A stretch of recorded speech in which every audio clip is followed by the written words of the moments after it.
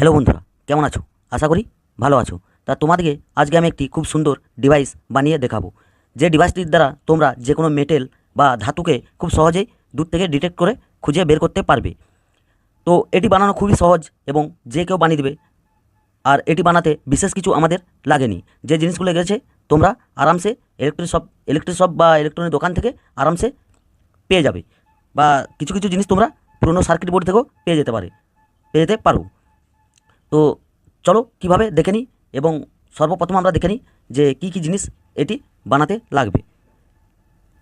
তো প্রথমেই আমাদের এরকম ধরনের যে এনপিএন ট্রানজিস্টার BC547 2 পিস দরকার। তো এগুলি তোমরা যে কোনো ইলেকট্রনিক দোকানে পেয়ে যাবে, বা পুরনো সার্কিট বোর্ড থেকেও পেয়ে যেতে পারো আরামসে। আর লাগবে আমাদের কিছু এরকম ধরনের কপার তার। তো আমি এই তারটি পুরনো ট্রান্সফরমার থেকে সংগ্রহ করে নিয়েছি। তো তোমরা এটি অনেক কিছুতেই পেয়ে যেতে পারো, মোটরে কিংবা যে ইলেকট্রনিক দোকানেও তোমরা পেয়ে যাবে খুব সহজে। তো আমি এটি পুরনো ট্রান্সফরমার থেকে সংগ্রহ করে নিয়েছি। আর লাগবে আমাদের একটি 100K পোটেনশিওমিটার। তো এটিও আমি পুরনো সার্কিট বোর্ড থেকে তুলে নিয়েছি, যে অ্যাম্প্লিফায়ার যে বোর্ড থেকে আমি এটি সংগ্রহ করে নিয়েছি। আর লাগবে আমাদের একটি 1 কিলো ওহমস রেজিস্টর। তো এটিও তোমরা পুরনো চার্জার সার্কিট বোর্ড থেকে পেয়ে যাবে, বা যে কোনো ইলেকট্রনিক দোকান তো আরামসে পেয়ে যাবে। আর লাগবে আমাদের একটি 22 PF মানে 22 PF ক্যাপাসিটার। আর লাগবে আমাদের একটি 102 PF ক্যাপাসিটার। তো আমি এগুলি সব পুরনো সার্কিট বোর্ড থেকে সংগ্রহ করেছি। তো তোমরা চাইলে ইলেকট্রনিক দোকানে খুব সহজে পেয়ে যাবে। তো চলো কীভাবে, দেরি করবো না, দেখে নিই সার্কিটটি। প্রথমে আমাদেরকে যে কোনো একটি গোল রাউন্ড শেপের জিনিস চাই। তো গোল রাউন্ড শেপের জিনিসটি আমাদের যে কপার তারটি নিয়েছিলাম আমরা, কপার তারটি এভাবে নিয়ে 20 পাক দিতে হবে, মানে 20 রাউন্ড দিতে হবে। তারপর মাঝে একটি এভাবে লুপ ছেড়ে দিয়ে এভাবে আবার আমাদেরকে 20 রাউন্ড এটিতে দিতে হবে। মানে 20 রাউন্ড দেওয়ার পর আমাদের একটি মাঝে লুপ এভাবে ছেড়ে নিতে হবে, আবার আমাদেরকে 20 রাউন্ড দিতে হবে। মোট 20 মানে 40 রাউন্ড হবে, এবং মাঝে একটি লুপ ছেড়ে দিতে হবে, 20 মাঝে একটি ছেড়ে দিতে হবে। তো আমি ঠিক এভাবে বানিয়ে নিয়েছি। তো তোমরা দেখতে পাচ্ছ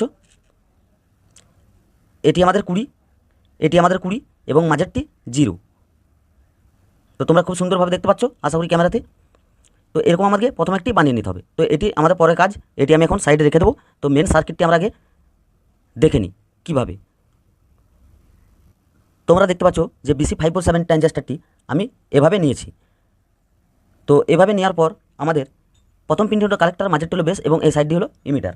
তো আমরা কি করব, এই ট্রানজিস্টারটিকে এভাবে, যে আমাদের প্রথম ট্রানজিস্টারের সঙ্গে ইমিটারের সঙ্গে এই ট্রানজিস্টারের বেসের সঙ্গে এভাবে সোল্ডারিং করে দেব।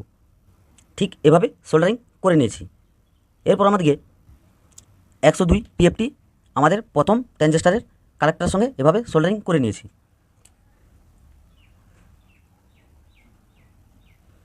এবার আমরা 22 PF ক্যাপাসিটারটি আমরা এভাবে ট্রানজিস্টারের বেসের সঙ্গে আমাদের এই 103 PFটার সঙ্গে আমরা সোল্ডারিং করে নেব। ঠিক এভাবে সোল্ডারিং করে নিয়েছি। আর আমি একটি সাদা কাগজের মধ্যে তোমাদেরকে পুরো সার্কিটটি বানিয়ে দেখাবো, তাহলে তোমাদের বুঝতে সুবিধা হবে এবং আমারও বোঝাতে সুবিধা হবে, কারণ এটা সোল্ডারিং হোল্ডারের মধ্যে এই সার্কিটটি বানানো ভালো বোঝা যাবে না। এরপর আমাদেরকে যে 100K পোটেনশিওমিটারটা নিয়েছিলাম, আমরা 100K পোটেনশিওমিটারটা আমরা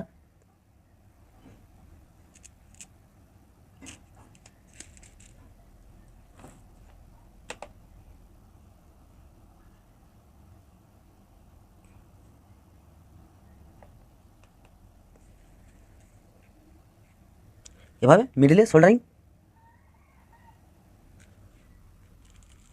করে নেব।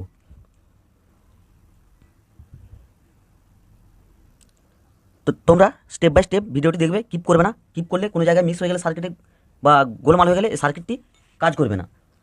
তো এবার আমরা যে 1 কিলো ওহমস রেজিস্টরটি নিয়েছিলাম, 1 কিলো ওহমস রেজিস্টরটি আমাদের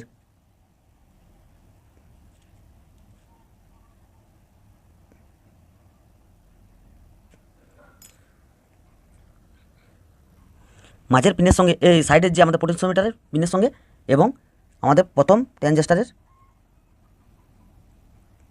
বেসের সঙ্গে এভাবে সোল্ডারিং করে নেব। তো এরপর আমাদেরকে আমরা যে 20 কয়েলটি করে রেখেছিলাম, তো আমাদের যে আমরা 102 পিএফ ক্যাপাসিটারটি লাগিয়েছিলাম, তো আমাদের ক্যাপাসিটারে একদিকে 20 এবং মিডিলটা আমি সাইড করে দিচ্ছি এখন, এবং ওই সাইডের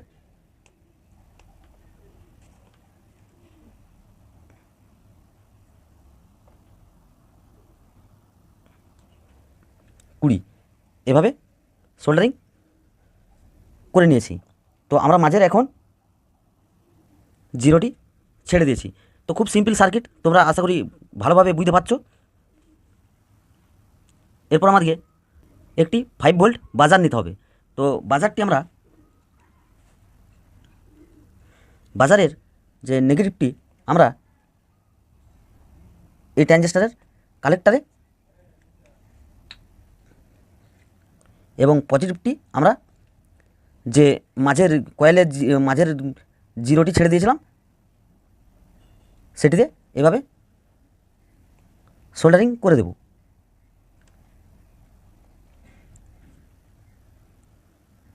ঠিক এভাবে সোল্ডারিং করে দিয়েছি। আমাদের এদিকে 20 এবং এদিকে 20 যে পিএফ ক্যাপাসিটারের মধ্যে, এবং মাঝের 0টি যে ছেড়ে দিয়েছিলাম ওটি আমাদের বাজারের পজিটিভ এবং বাজারের নেগেটিভটি আমাদের এই ট্রানজিস্টরের কালেক্টারে।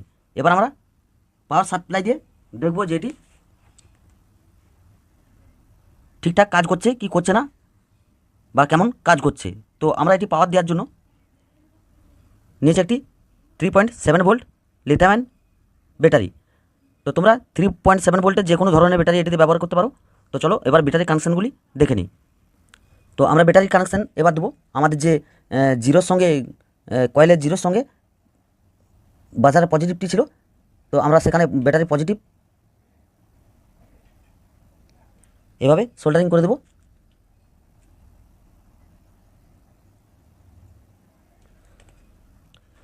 ব্যাটারি পজিটিভটি আমাদের বাজারের পজিটিভে এবং কয়েলের 0-তে সোল্ডারিং করে দিয়েছি। এবার ব্যাটারি নেগেটিভটি আমরা যে এই ট্রানজিস্টরের ইমিটার পিনটি আছে সেই ইমিটার পিনে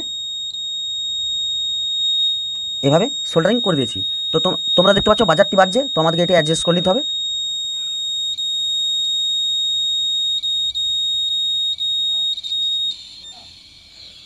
তো তোমরা সব দেখতে পাচ্ছ যে আমাদের সার্কিট পুরোপুরি কমপ্লিট। তো এবার আমরা এটি চেক করে দেখব। তো চেক করার আগে আমি একটু সাইড করে নেবো এই সব জিনিস, তারপরে তোমাদেরকে এটি চেক করে দেখাবো।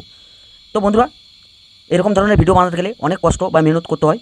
তো তোমরা যদি আমার চ্যানেলে নতুন হয়ে থাকো তো অবশ্যই চ্যানেলটিকে সাবস্ক্রাইব করে পাশে থাকা অল বেল আইকনটি প্রেস করে দেবে। আর ভিডিওটি যদি ভালো লাগে অবশ্যই একটি লাইক করবে এবং কমেন্টে জানাবে যে এই প্রজেক্টটি তোমাদের কেমন লেগেছে। তো চলো এবার চেক করে দেখে নিই।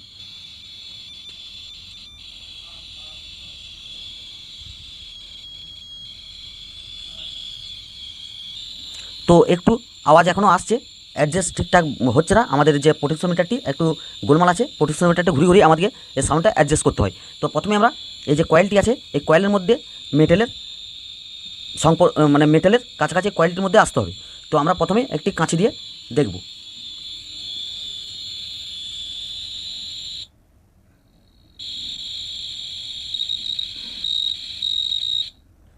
তো তোমরা দেখতে পাচ্ছ যে আমাদের কাঁচিটি মানে কয়েলের কাছাকাছি নিয়ে গেলে একটি আমাদের বাজারটি বাজছে। এবার আমরা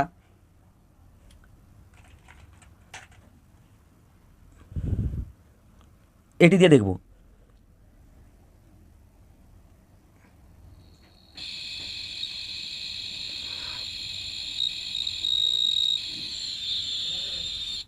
তো তোমরা দেখতে পাচ্ছ আলাদা একটা সাউন্ড করছে আমাদের বাজারটি।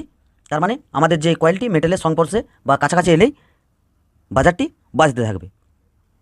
তো চলো বন্ধুরা, দেখা হবে পরের ভিডিওতে।